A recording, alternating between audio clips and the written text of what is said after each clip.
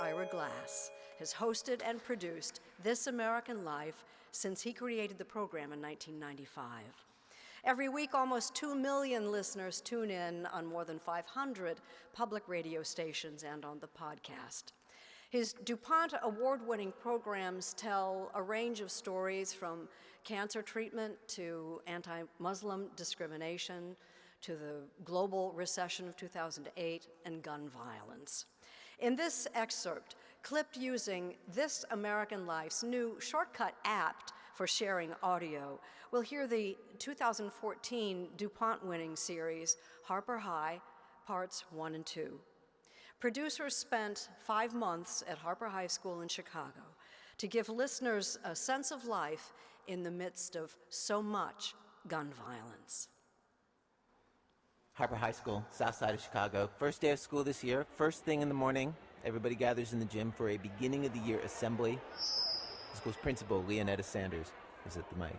I need us to begin to quiet down. Sitting all together in a group of the freshmen, looking the way that freshmen do on the first day of school, like they barely know who they are. The class of 2016, where you at? The class of 2016, where you at? Down in front, sitting together, are the seniors, looking the way seniors do on the first day of school. And then my babies are here. My class of 2013, where you at? The program is 1/3 pep rally, 2/3 business, introductions and rules. Exactly the kind of first day stuff you would expect at any school, till it's not. Last year was a difficult year for most of us, for all of us in the Harper community. You know, and the freshmen may not know, but we lost 3 students last year. This is actually underplaying the bad news. Last year, 21 kids, current and recent Harper students, were wounded by gunshots. 5 recent students died. And that is all on top of the 3 current students that Ms. Sanders mentioned. Total, 29 shot, 8 of them dead.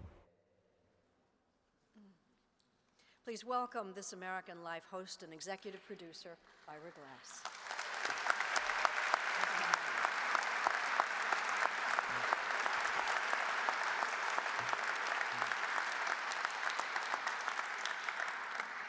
Thank you for this honor. One way to measure the limited power of fact-based reporting came this September when Donald Trump held a press conference declaring that, number one, he had personally concluded that Barack Obama was born in this country, and number two, the rumor that he was not born in this country was started by Hillary Clinton. That second claim, everybody will remember, was refuted almost in real time on live television, forcefully and thoroughly by the excellent and exemplary Jake Tapper on CNN and by a number of others. And then the entire machine of the American mainstream media kicked into gear immediately and for a few days, refuting the lie about Hillary Clinton starting the birther controversy. And then a couple days after that, I went looking for polling numbers on this issue. So the only poll that I could find that hit this specific topic in the right time frame was a Monmouth poll of likely voters in Florida. It showed that after Trump's press conference, a couple days after, 1/3 now believe that Hillary Clinton started the birther controversy, which is really depressing. Sometimes this year, I don't know how you all are feeling, but sometimes it feels like, as a working journalist, I'm on a team that is losing yardage week by week. And seeing that, I also had this feeling that I wonder if a lot of people in this room have had at some point in this year, like, I want to reach those people. Like, I want to reach that third. Like, I want to reach them, those people who are not interested in factual information, or in fact, they actively doubt the factual information presented by those of us who are in the mainstream media. And it's a puzzle, honestly, I've been thinking about for months. Like, how do we present fact-based reporting to people who do not trust any of us in this room? Like, what do we need to invent to do that? I will say, because I am a fact-based person, the answer to that is possibly that there's nothing we can do. But I'll also say that just seems like quitter talk. And among the American values that I believe that journalists carry every day in their jobs in exemplary ways is that we are not quitters. We make the extra phone call. We do the extra interview. We do not shut up, ever. And I don't know. I feel like we need to run at this problem. We were told to focus our remarks tonight. I got an email saying, focus on, quote, things that will inspire our audience. Ever since I was a baby reporter at NPR when I was 19 and 20 years old, I have taken my assignments very seriously, and I try to deliver to my editors what I am asked. Here are some things that I see right now that I find to be hopeful.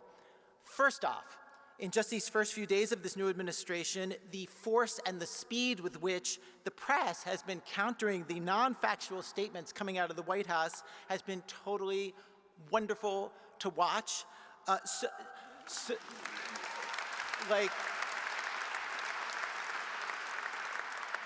Like so many moments in the Spicer press conferences just make me feel so proud to be a journalist, proud to be on the team, like just proud of my colleagues who are asking questions like, could we just hear, like, how many people are unemployed right now in this country? Like, what's the baseline? Maura Liasson asked that recently at a press conference. Like, if you're saying you're gonna add to the number of jobs, what is the unemployment rate right now?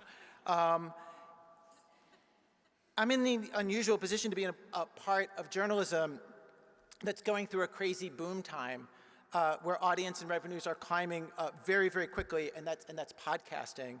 Millions of people around the world are consuming long-form, serious journalism in podcast form.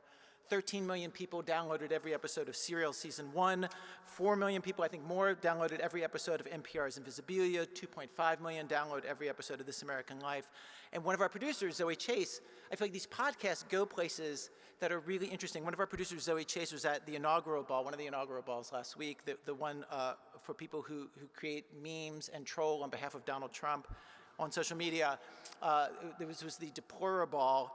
And she was very interested to learn how many, many fans we had there. Like one person after another came up to her to tell her that. And the president, for all of his complaining about CNN, really seems to watch a lot of CNN. You know, and I will say, like 1/3 of the people in that Florida poll believed a lie. And 2/3 knew it was a lie. They heard the truth. That's most. That's still most. Which is to say, people are still paying attention to what we're doing. We are still in the game.